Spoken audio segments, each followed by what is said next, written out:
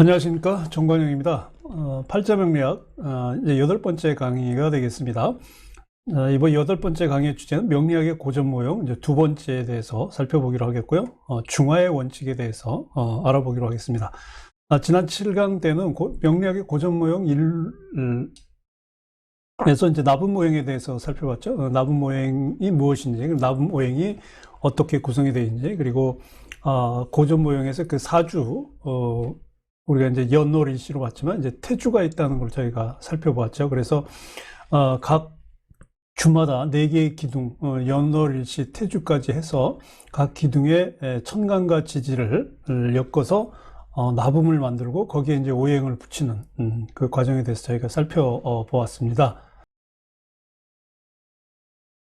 고전모형의 특징이라 하면 우리가 사주라고 하면 이제 연월일시 4개의 기둥을 말하는데, 여기 이제 태주라고 하는 태가 이거 태어나기 전에, 그 사람이 태어나기 전에 엄마의 뱃속에 있었던, 즉 잉태 기간까지 하나의 기둥으로 삼았죠. 그리고 각 기둥별로 있는 이제 천간과 지지의 이 요소들을 묶어서 이제 나분으로 만들었죠. 그래서 나분에 이제 오행을 붙여서 나분모형으로 사용을 했는데, 그 나분모형은 이제 더 이상 표준모형이 들어오면서는 이제 사용하지 않죠.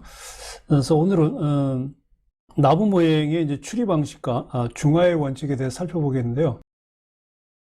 이 나분모형의 추리 방식은 지난 시간에 저희가 살펴봤던 이 나분모형에 대한 이제 개념에 대해서 실제로 이제 명의 사례를 놓고 어떻게 적용을 해서 그 명을 간명을 했는지, 그 명을 풀이를 했는지에 대해 살펴보고요. 그리고 고전 모형에서도 그렇고 이제 표준 모형에서도 그렇고 하나의 변치 않는 원칙이 있는데, 바로 그게 이제 중화의 원칙입니다. 이 중화의 원칙이 무엇인지 한번 살펴보도록 하겠습니다.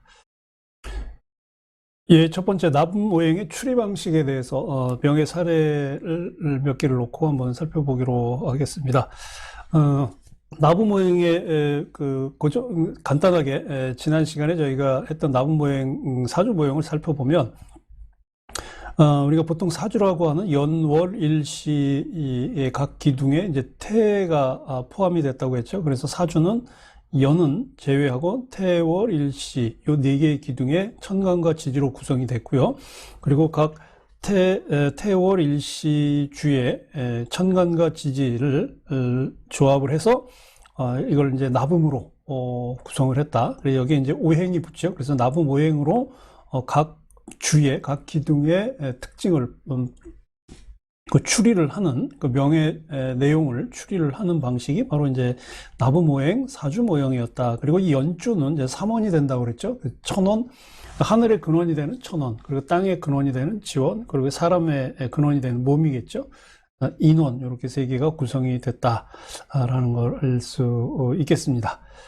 자, 그래서 이 나분모행은 지금 보시는 것처럼 60갑자에 2개씩을 묶어서 하나의 나분모형으로 구성을 했다고 그랬죠. 그래서 갑자을칭은 해중금이 되고, 병인정면은 이제 노중화, 무진기사는 대림목, 금, 이렇게 해서 마지막 임술과 계까지 대수로 끝나는 60갑자로 해서 해당되는 이제 천간이 나오면, 천간지지가 나오는 이제 60갑자가 나오면 거기에 해당되는 나분모형으로 명의 풀이를 했다라고 하는 것을 저희가 배웠습니다. 자, 그럼 오늘은 추리 방식에 대해서 한번 살펴보겠는데요. 2가지 추리, 이제 실제로 이제 나분모형을 가지고 어떻게 명을 풀어내느냐, 그래서 명의 추리 방식이 중요한데, 그게 이제 2가지로 나뉘어집니다. 하나는 특수한 이제 나분의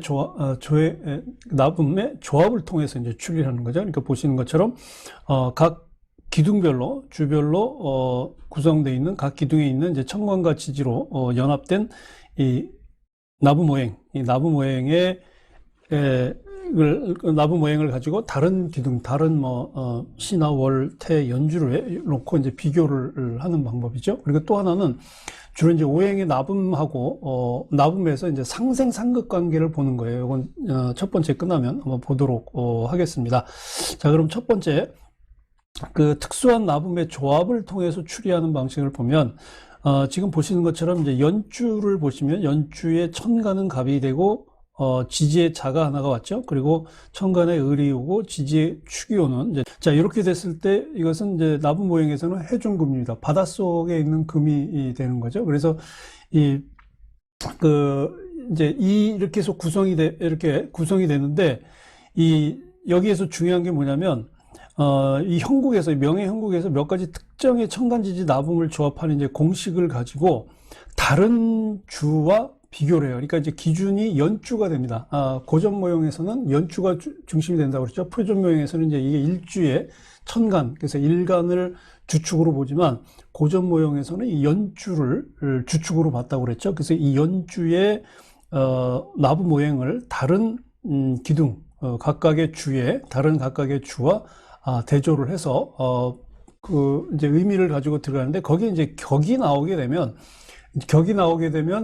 그 격으로 풀어내는 거예요. 지금 여기 같은 경우는 지금 연주가 해중금이 되고요. 나부 모형이. 그리고 일주가 천상화가 되죠. 하늘 위에 있는 불이에요. 그러니까 나부 모형으로는 이제 이건 금이 되고, 여기는 일주는 이제 화가 되는데, 이제 해중금이 되고, 여기는 일주는 이제 천상화가 되는 거예요. 이제 이랬을 경우에 이 격은 바로 방주조월격이라고 하는 거죠. 방주조월격. 물론 이제 이런 격들이 이제 여러 가지가 쭉 이제 나와 있습니다. 근데 이제 나와 있는데, 이 격이 꼭 있다고 해서 이게 반드시 좋은 것만은 아니에요. 그러니까 이게 연주를 기준으로 해서 다른 주와 비교를 했을 때 어떤 격에 해당되면 그 격이 들어갔다고 해서 그 격으로 비교가 됐다고 해서 반드시 그 격이 있어서 좋은 운은 아니다라는 걸 이제 알 수가 있겠고요. 그 다음에 이제 두 번째는 오행나붕에서 상생과 상극의 관계를 운용해서 진행을 하는데요. 이제 여기서 이제 몇 가지 사례를 저희가 조금 볼 건데, 여기 운영하는 이 상생과 상극의 관계에서의 기본적인 원칙이 있습니다. 원칙은 뭐냐면, 첫째, 높고 낮음의 순서의 근거에서 계산하는 두 가지 원칙이, 첫째는 위가 아래를 이기는 것이 순서가 맞다. 그러니까 이긴다는 뭐예요? 극이죠, 극. 그러니까 상극을 할 때는, 극을 할 때는 위에 있는 기둥, 그러니까 연주나 태주, 월주, 일주, 시주 이렇게 순서로 가는데, 이 위에 있는 시주가 위에 있는 주가 아래에 있는 기둥을 극해야지, 아래에 있는 기둥이 위에 있는 사주의 기둥을 극해서는 안 돼요. 그렇게 될 경우에는 아래가 위를 이기는 것은 순서에 역행하는 거죠. 좋지 않은 거예요. 그리고 이제 상극이 아니라 상생인 경우에는 아래에서 위를 그러니까 상극은 위에서 아래를 극해야 되는 거고, 상생은 아래에서 위를 낳아야 되는 거예요. 아래에서 위를 생해야 돼요. 그러니까 도와주는 거죠, 결국. 그래서 위에서 아래를 낳는 건 열등한 거예요. 그러니까 상극은 위에서 아래를 극해야 되고, 상생은 아래에서 위를 생해야 됩니다. 그래야 이제 우월하거나 또는 앞으로 나아가는 것이지, 이게 거꾸로 되면, 예를 들어서 아래에서 위를 극하거나 또는 위에서 아래를 낳는다거나 하면 이거는 좋은 명운은 아닌 거죠. 그러니까 이제 이 두 가지 원칙으로 이제 놓고 살펴보면, 자, 첫 번째 이제 명예 사례를 놓고 보면요. 자, 이제 연주가 병자고요. 연주의 천간지지가 병자. 그다음에 금이 되겠죠. 이거는 천간에 오행으로 놓고 봤기 때문에 금이고, 그다음에 태주에서는 정축입니다. 그래서 정이 오행으로 하기 때문에 요 태주는 화가 되겠고요. 그리고 월주는 병술이에요. 그래서 병이 오행으로 하니까 월주는 화가 되고, 일주는 임인입니다. 그래서 일주에서의 천간이 이미 물이기 때문에 이 일주의 오행은 수가 됩니다. 그리고 시주는 무신입니다. 그래서 무가 오행에서 토가 되죠. 그래서 시주는 토가 됩니다. 그래서 각 기둥별로 해당되는 오행금이 이제 나와 있습니다. 연주는 벽상토, 벽 위의 흙이고, 태주는 윤하수 산속에 흐르는 물, 그리고 월주는 옥상토, 집 위의 흙이다. 그리고 일주는 금박금, 조각금 위의 쇠다. 그리고 시주는 대역토, 탄탄대로의 흙인데, 자, 이제 여기에서 이제 놓고 봤을 때, 이 경자년의 연주, 그리고 이제 이 정축의 태주, 그리고 병술의 월주, 이민의 일주, 그리고 무신의 이 시주가 이제 놓고 보면 지금 어떻게 되냐면, 요 지금 각 기둥별로 오행을 놓고 보면 토가 수를 극하죠. 토가 수를 극하기 때문에 그 상극의 관계에서 보면 목이 목이 토를 극하고 토가 이제 수를 극한단 말이죠. 수가 화를 극하고 화가 이제 금을 극하는데, 자, 그러면 아래에 있는 시주가 일주에 있는 수를 극해요. 그럼 억제하는 거, 이게 극입니다. 극. 그리고 또 거꾸로 시주에 있는 수가 월주에 있는 불을 극해요. 그리고 또 그리고 이 월주에 있는 불이 연주에 있는 금을 극해요. 그래서 여기에 상극의 관계에 봤을 때 상극은 위에서 아래를 극해야 좋은 거라고 했죠. 그래서 아래에서 위를 극하면 규칙에 어긋나는 거다. 이게 역행의 순서라고 그랬어요. 그래서 이거는 그렇게 좋지 않은 건데, 이건 결국 어떤 의미를 가지고 아래에서 위를 극하게 되면 자기를 기준으로 놓고 봤을 때 정말 자기를 도와줄 사람 또는 귀한 사람을 상하게 만드는 그런 어떤 징조가 보이는 게 바로 이제 이렇게 위에서 아래를 극하는 게 아니라 아래의 기둥이 위의 기둥을 극하는 경우, 이런 경우에는 자기를 도와주는 사람 또는 자기에게 득이 되는 사람에게 해를 끼치는 이제 그런 명운이 된다라고 이제 보았습니다. 그리고 이제 두 번째 명예 사례를 보면 이제 이 사람은 이건 이제 나붐이에요. 첫 번째는 우리가 이제 각 기둥의 오행을 놓고 봤다면, 이제는 이제 각 기둥의 나붐으로 이제 볼 건데요. 자, 지금 보시면 시주의 나붐 오행이 복등화예요. 복등화는 가리개가 있는 등불이에요. 등불에 이제 가리개가 있는 거고, 그리고 일주는 건봉금입니다. 칼 끝에 금이 있는 거고요. 그 다음에 지금 화죠. 지금 시주가 화예요. 불이에요. 그리고 일주가 금이죠. 금이란 말이에요. 그러면 이거는 지금 나붐 오행으로 이제 이 상생상극 관계를 봅니다. 자, 그러면 화가 금을 극하죠. 그러니까 시주가 일주를 극하는 거예요. 이것도 아래의 기둥이 위의 기둥을 극하는 거니까 안 좋은 거죠. 그리고 또 이 월주를 보게 되면 월주의 나붐 오행이 양유목이에요. 버드나무예요. 버드나무 양자, 버드나무 버들 유자죠. 그래서 목은 이제 오행이 되는 건데, 이거 역시 금이 목을 극해요. 또 일주가 월주를 또 극하게 되는 거예요. 그러니까 시의 나붐이 일의 나붐을 극하고 억제하고, 일의 나붐이 월의 나붐을 억제를 하기 때문에, 이것도 역시 아래에서 아래 기둥이 위의 기둥을 극하기 때문에, 억제하기 때문에 좋은 것은 아니다라는 것이 있고요.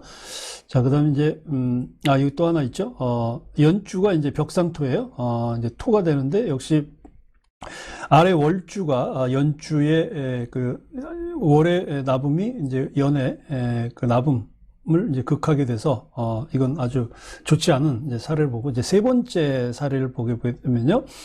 이 세 번째 사례는, 자, 여기 보시면, 시주를 보면 시주 나붐 오행이 천하수예요. 그리고 월주의 나붐 오행은 윤하수입니다. 산속에 흐르는 물인데, 지금 이 물이 두 개가 있죠. 이 물이 두 개가, 수는 화를 극하잖아요.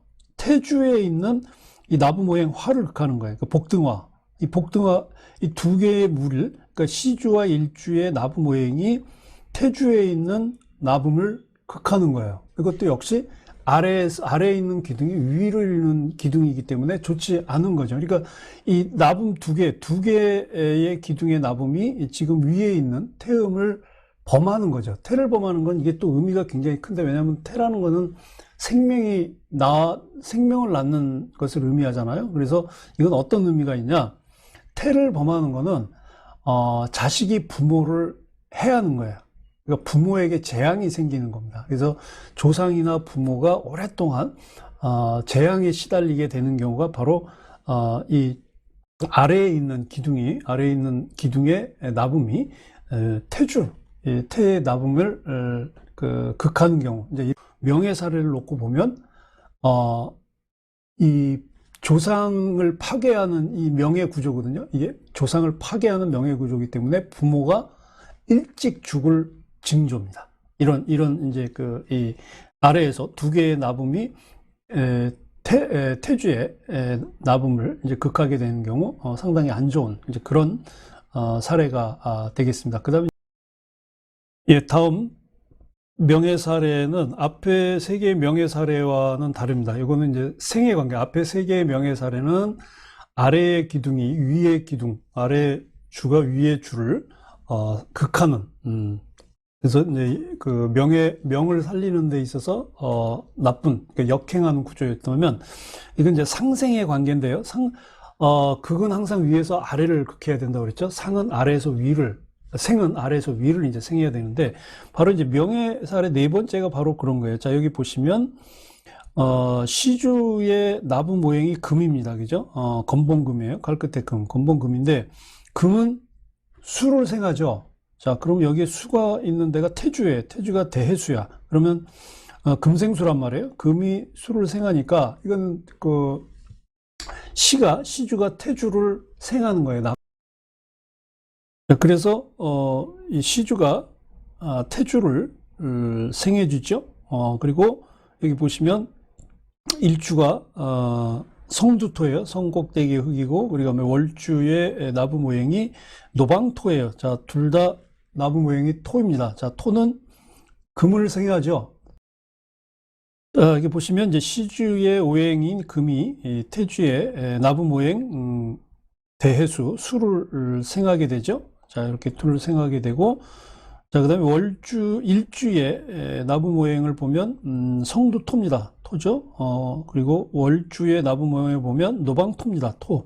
토는 금을 생하죠. 토생금이에요. 자, 그러면 이 일주와 월주는 이 연주인 해중금을 생해요. 그러면 자, 시주가 태주를 생하고, 그 다음에 일주와 월주가 연주를 생해요. 자, 그러면 아래에서 위를 낳는다고 그랬죠. 그러니까 아래에서 위를 낳는 것이 순행하는 거죠. 좋은 명예군 거예요. 그래서 만약 위에서 아래를 낳게 되면, 위의 기둥이 아래 기둥을 낳게 되면 신분이 비천한데, 이렇게 지금 아래 기둥이 위의 기둥을, 아래에서 위를 낳으면, 아래에서 위를 생하면 앞으로 점점 나아가는, 그래서 굉장히 좋은, 당연히 재물이나 명예가 따라오는 그 형국이라고 볼 수 있겠죠. 이렇게 명예 형국에서 봤을 때 천간지지에서 나타나는, 그 다음에 상승의 상극의 어떤 그 순서를 봐야 되는데, 사실 이 천간지지에서 나타나는 이 상생 상극의 관계가 또 이렇게 단순하진 않거든요. 그래서 좀 매우 복잡하잖아요. 그래서 상극 같은 경우 위가 아래를 이겨야 되고, 상생 같은 경우는 아래가 위를 생해야 되는데, 근데 이 명예 구조를 살펴보는데 이게 단순하게 이렇게 개괄해서 볼 수 있는 건 아니다 그러죠. 그래서 이제 고전 모형에서 이 나부 모형이 이제 폐기되는 이제 이유가 되죠. 자, 그 다음에 이제 그래서 이 상생과 상극의 관계를 단순하게 볼 수 없기 때문에 나온 모형이 뭐였냐면, 이제 다른 고법 유형이 나오는데, 소위 이제 전투 복항이라는 모형이 나왔습니다. 전투 복항. 이게 지금 제 원문에 있는 걸 그대로 가져와서 전투 복항이라고 적었는데, 이제 항복이라고, 우리말로 이제 항복이라고 하죠. 항복. 근데 원문에는 복항이라고 돼 있어서 제가 그대로 옮겨왔습니다. 그래서 전투에서 굴복하고 항복한다. 그래서 전투 항복인데, 이거는 전투의 형태를 하나 보는 거고요. 그 다음에 이 복항, 이라는 형국을 또 하나 보는 거예요. 그래서 전투에서 복이 있는 격과 화가 있는 격, 그리고 복항에서 복이 있는 격과 화가 있는 격, 이렇게 나누어서 보는 거예요. 그래서 전투를 했을 때 그러니까 전투라는 형국에서 복이 있는 격과 화가 들어오는 격, 그리고 굴복하고 행복했을 때 이게 복이 있는 거냐, 이게 화가 있는 거냐를 살펴보는 건데, 여기서는 두 번째 거는 빼고요. 그러니까, 복항은 빼고 전투 형국만 놓고 한번 살펴보겠습니다. 전투 형국에서 복이 있는 격은 어떤 명이고, 그다음에 화가 있는 경은 어떤 명이냐, 라는 걸 한번 살펴보도록 하겠습니다. 그래서 첫 번째 전투가 복이 있는 격이냐, 화가 있는 격이냐를 이제 살펴보는데, 여기서는 중요한 게 뭐냐면, 이제 천간하고 지지에 나타나는 그 나붐 오행, 그 나붐이 강하냐, 약하냐, 이거를 봐야 돼요. 그러니까 기둥별로, 해당되는 나붐 오행이 강하냐, 아니면 약하냐를 봐야 됩니다. 이제 이거에 대해서 이제 여기 지금 보시는 것처럼 이제 옥주 정진경에서 뭐라고 이야기했냐면, 해당되는 기둥의 그 천간 지지에 해당되는 그 천간 지지를 묶은 나부 모형이 강하냐 약하냐는 뭘로 보냐? 사계절로 보는, 그러니까 자연 환경으로 보는 거죠. 그래서 가을을 놓고 보면, 가을을 예를 들면 가을은 금은 왕성해요, 금왕이에요. 근데 수는 상생해요, 수상. 토는 휴식해, 토는 휴고, 그 다음에 화는 가둔다, 가두린자예요. 그리고 목은 죽어요. 그러니까 가을이 그 명이 이제 가을이라는 그 계절의 형국일 경우에 금은 굉장히 금이라는 오행이 나왔을 때 굉장히 왕성한데 만약 목이라는 오행이 나오게 되면 죽는 거예요. 안 좋은 거죠. 그래서 이 옥조정진경에서 이렇게 사계절을 분명하게 구별해 가지고 이제 이 기륭 그리고 이제 화복을 통해서 명을 밝히려고 하는 거는 이 천간지지 나분, 이 천간지지의 나분, 여기 밑에 이제 나분이잖아요. 그리고 천간지지에 해당되는 오행에서 나타나는 이 강함과 약함이 독자적으로 있는 게 아니라 자연의 어떤 그런 생태적인 환경, 자연 환경하고 밀접하게 연관되어 있다는 거예요. 그러니까 그 사람의 사주에 해당되는 나분 오행, 이건 그 사람이 태어났던 그 자연 환경, 자연 생태적인 환경과 밀접하게 연관되어 있다고 하는 거예요. 그래서 결국 그 사람의 명을 안다는 건 뭐냐? 사계절의 기륭을 안다는 거죠. 자, 그럼 이제 첫 번째 명예사를 한번 살펴보면요. 전투에서 복이 있는 경우는 뭐냐? 복이 있는 경우에서는 자, 여기 살펴보시면 이제 월주를 한번 볼까요? 월주의 나붐이 건봉금이에요. 칼 끝에 금이죠. 그리고 이 사람 그 다음에 연주는 대림목입니다. 그 연주는 나붐 모형이 대림목이에요. 자, 그리고 일주는 송백목이고요. 그리고 시주가 백락금입니다. 자, 그랬을 때 이제 이 사람이 지금 태어난 해가 지금 월주의 지지를 보면 유잖아요. 유가 그 12달로 보면 음력 8월이에요. 음력 8월이죠. 그러니까 8월이면 양력으로만 9월 정도 되겠죠. 그러면 이제 8월은 이제 우리 지금이 이제 추석이라는 명절도 있는데 보통 우리가 중추의 계절이라고 보통 보거든요. 그래서 이 중추의 계절에서 따르면 이 금이 이제 왕성하다.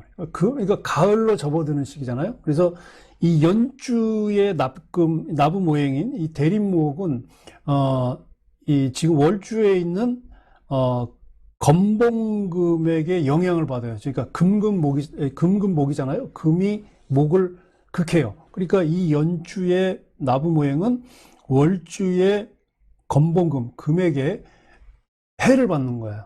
근데 이 지금 연주의 대림목이 칼끝의 금인 건봉금에게 공격을 막을 방법이 없는 거예요. 이 전투 상황을 놓고 보는 거야, 전투 상황. 자, 그런데 다행히 일주를 보니까 일주의 송백목, 이 송백목인 나붐이 다행히도 강한 나붐이에요. 그래서 이 송백목이 연주에 있는 대림목을 도와줍니다. 생해주는 거죠. 도와주는 거죠. 그리고 지금 월주에 있는 건봉금은 지금 연주에 있는 나무를 극하는 오행 관계이긴 하나 이 자체로 놓고 보면 월주의 오행으로 보면 이 건봉금은 그렇게 강하진 않아요. 강하진 않은데 시주에 있는 이 백락금, 이 금은 굉장히 강한 금이에요. 그래서 일주에 있는 나부 모형인 백락금이 월주의 건봉금을 생해줍니다. 그러니까 결국 이게 뭐예요? 연주의 강한 목이 연주의 약한 목이 일주의 강한 목으로부터 도움을 받고, 즉 생을 받고, 월주의 강한 금이, 나부 모형인 금이 시주의 강한 백락금으로부터 도움을 받습니다. 자, 이렇게 해서 위에 있는 기둥이 위에 있는 그 나부 모형, 아래에 있는 나부 모형이 위에 있는 기둥의 나부 모형을 도와주는. 그래서 위에 있는 기둥이 이제 근본이 약하고 이렇게 주축이 약할 경우 아래에 있는 기둥으로부터 나부 모형으로부터 그 지지를 받고 도움을 받는 거잖아요. 그럼으로써 이제 강해지는 거거든요. 그래서 이게 서로 이제 균형을 맞춤으로써 일종의 어떤 이 평형 상태를 이룰 수 있는 거예요. 그러니까 약한 목과 약한 금이 연주와 월주에 있었는데 강한 목과 강한 금인 일주와 시주가 이를 받쳐주는 거죠. 그래서 이게 전투에서 이제 복이 있는 경우에 서로 이제 균형을 맞춘다 그 얘기인 거죠. 그래서 여기서 이제 이 사주에서 천간하고 지지의 약함 성질에 대해서 이것이 약하다, 강하다라고 하는 것에 대한 어떤 평가는, 이 천간과 지지에 있는, 그 자체의 그 어떤, 그 오행의 성질, 그 자리에 있는 것이 쇠약하냐, 아니면 왕성하냐, 이것뿐만 아니라 정치적으로 그 명의 형국이 나타나게 되니까 이 사람은 지금 기사년에 태어났다, 기사년, 그 다음에 개유월, 그 다음에 경인일, 신사 시즌에 태어났단 말이야. 이제 요때 태어났을 때 그때의 자연 계절, 자연 생태 환경이 어땠느냐도 같이 보냐라는 거예요. 그러니까 출생 시기를 자연 환경과 같이 연관시킴으로써 천간과 지지의 강함하고 약함을 보는 거지, 그냥 그 사람의 연주에 있는 천간의 오행의 약함으로 단순히 판단하는 것은 아니다. 그러니까 이게 이제 그 이전에 특히 이제 원시적 모형에서 발전하는 굉장히 큰 어떤 진보였는데, 각 기둥, 각 시주에서 이런 어떤 이 계절, 그 천간과 지지의 강함과 약함을 자연 환경, 자연 생태적인 어떤 그런 어떤 배경과 연관지어서 해석하는 거는, 이게 일종의 이 동아시아의 아주 전통적인 세계관이었던 이 천인합일, 그러니까 사람과 천인, 하늘과 사람이 하나라는 거죠. 그러니까 사람이 태어날 땐 우주의 모든 기운을 받는다고 하잖아요. 바로 그게 이제 천인 합일 사상인데, 그 인간과 자연의 통일이라고 하는 이 동아시아의 이 전통적인 세계관을 이제 반영하기 시작한 그런 해석이 바로 이 전투왕복이 되겠습니다. 그래서 그 명예형국을 보는 데 있어서 그 출생 시기에 그 자연의 그런 생태적인 환경이 어떻게 됐느냐, 그래서 거기에 배치를 해가지고 보게 됐다는 거죠. 자, 그 다음에 이제 두 번째 보면, 자, 여기 보시면, 이 사람은 지금, 마찬가지로 이제 8월이죠. 음력 8월에 이제 태어났는데, 지금 이 사람의 형국 같은 경우에 보면 연주가 버드나무예요. 그죠? 양유목이죠. 양유목이. 버드나무에 이 목이 지금 약한 목이에요. 그래서 8월에, 이 사람은 이제 8월에 태어나서, 지금 시주의 금이 이제 강한데, 그래서 지금 현재 연주에 있는 목이 좀 약해서 이 신의 자리, 그러니까 우두머리 지위를 잃게 돼요. 얘가 지금 토생금이잖아요. 이 토가 이 금을 살려주는 거죠. 그 힘을 얻어가지고 지금 이 시주의 건봉금, 이 금이 굉장히 기운이 커집니다. 그래서 신이 이제 합해져가지고 결국 이제 연주가 연주가 이제 몸을 상하게 돼요. 몸을 상하게 돼서, 이거 왜 몸을 상하게 되냐? 지금 신하고 사, 일지의 사, 그 다음에 시지의 신이 그 지장간의 육합이라고 나오거든요. 그 육합에 보면 이제 사하고 신이 이제 합해져서 수가 됩니다. 그래서 사신합수가 되거든요. 이 사신합수의 형국이 여기 들어온 거예요. 사신합수가 되다 보니까 어떤 결과가 나오냐? 몸을 상하면서 결국 물에 빠져 죽는 형국이 돼요. 그래서 이건 전투가 서로 도와주지 못하고 해치는 이제 그런 격이 바로 이제 확격이 되는 거죠. 확격. 자, 이렇게 해서 전투에서 굴복하고 항복하는 전투복항에서 이제 전투가 복이 있는 격과 확이 있는 격을 했는데, 지금 말씀드린 것처럼 이 나부 모양은 지금 물론 이제 여기에 지장간이라든지 뭐 지장간의 육합이나 삼합, 암합 같은 거는 이제 지금도 사용을 하고 있지만, 전체적으로 이렇게 보시는 것처럼 나분 오행을 이용해서 사주 형국을 분석하지는 않죠. 그래서 참고로 여러분한테 알려드릴 거예요. 두 번째, 중화의 원칙에 대해서 말씀드리면, 이 중화의 원칙은 굉장히 간단하게 한번 살펴보겠습니다. 이 중화의 원칙은 그 전까지 이게 명예 형국을 분석하는 데 있어서 보통 앞뒤, 그 다음에 귀하냐, 천하냐라고 하는 서열 방식에서부터, 그리고 이 각 기둥마다 있는 천간과 지지, 그 안에 있는, 그러니까 천간에 있는 요소, 그 다음에 지지에 있는 그 요소 자체에 있는 그 강함, 예를 들어서 일주의 천간에 있는 그 요소가 강하냐, 약하냐, 뭐 이런 것들을 비교하는 방식, 이제 이런 것들이 결국 어떻게 분석을 하느냐와 상관없이 거기에 쭉 이어져 왔던 어떤 원칙이 뭐냐면 바로 중화의 원칙이라는 겁니다. 중화. 이 중화가 이제 저번에도 말씀드렸지만 이게 중화요리할 때 화자가 아니고요. 가운데 중자에 조화로울 화자예요.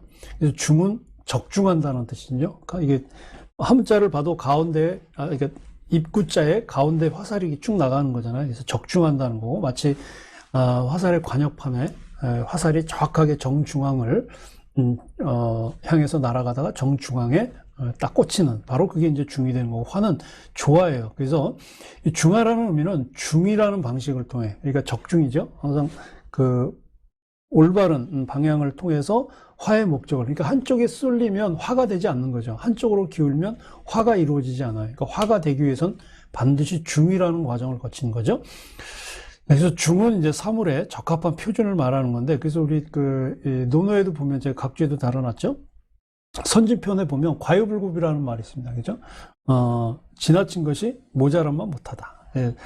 그래서 지나친 것도 사실 좋지 않고 모자라는 것도 결국 바람직하진 않다. 그래서 이 사주형국을 풀 때 서로 이렇게 대립하는 각 오행별로 이제 청간과 지지 그리고 오행 간에 이제 서로의 힘들이 이제 싸우고 있지만 결국 그 힘을 어떻게 잘 균형 있게 맞춰주느냐, 이게 결국 명을 풀어주는 거예요. 그 명을 풀어주는 이유는 뭐냐면 그 사람의 기운에서, 그 사람의 명의 기운, 명운의 기운에서 한쪽으로 쏠린 힘을 이쪽으로 주어짐으로 인해서 그 사람의 어떤 명운이 조화롭게 가도록 하는 거예요. 조화롭게 가는 이유는 뭐냐?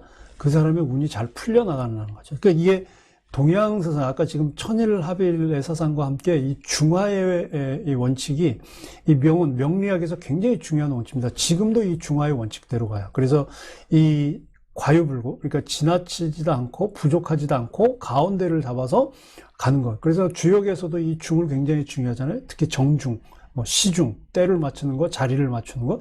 자리를 맞추는 건 정중이고 중정이죠. 중정. 그리고 시에 맞추는 것은 시중입니다.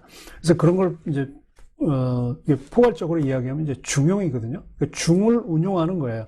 그래서 중을 표준 삼아서 그 사람의 명운을 한쪽으로 쏠리지 않게 균형 있도록 맞춰주는 것. 이게 바로 전통 명리학에서 말하는 중의 원칙입니다. 이게 결국 뭐하고 연관되냐? 결국 그 사람의 명운은 우주의 어떤 기운을 받고 태어났기 때문에 우주의 정상적인 질서와 조화로운 상태를 개인의 명운 또 개인의 어떤 일상생활에서도 똑같이 반영해야 된다라는 거예요. 그래야 그 사람의 인생, 그 사람의 전체적인 운에 또는 저 사람의 명예, 어떤 이 명운의 흐름이 잘 가는 것이지 한쪽으로 쏠려서 가면 안 된다라고 하는 거죠. 그래서 한쪽이 기운 또는 한쪽이 불균형인 이런 어떤 비평형 상태에 있는 것들을 다시 조화롭게 맞추는 이 중화로 하려면 이 평형을 이루지 못하는 조건이 뭐냐, 또는 이런 조건이 왜 만들어졌느냐, 이 뭐가 문제냐라는 걸 찾아내서 고치도록 해주는 것이 바로 이 명을 분석하는, 바로 이것이 이제 그 중화의 원칙인 거죠. 이건 이제 고전 원칙뿐만 아니라 그 현대 표준 모형에서도 그대로입니다. 그래서 이 근법 또는 신법 시기로 들어온 이 중화 원칙은 명을 논하는 데 있어서 아주 중요한 원칙의 하나가 되고 있습니다. 지금도 마찬가지입니다. 자, 오늘 이렇게 해서 8번째 강의 고전 모형의 이제 두 번째 그 중화의 원칙 살펴봤고요. 다음 이제 9번째 강의에서는 명리학의 표준 모형에 대해서 넘어가겠습니다. 이제는 이제 지금 우리가 보고 있는 명리학의 그 모형을 볼 텐데, 현대 명리학의 기본 구조 1. 그래서 지금부터는 이제 우리가 지금 그 추리하고 있는 표준 모형에 대해서 살펴보도록 하겠습니다. 그 중에서 십천간과 지장간에 대해서 살펴보도록 하겠습니다. 시청해 주셔서 감사합니다.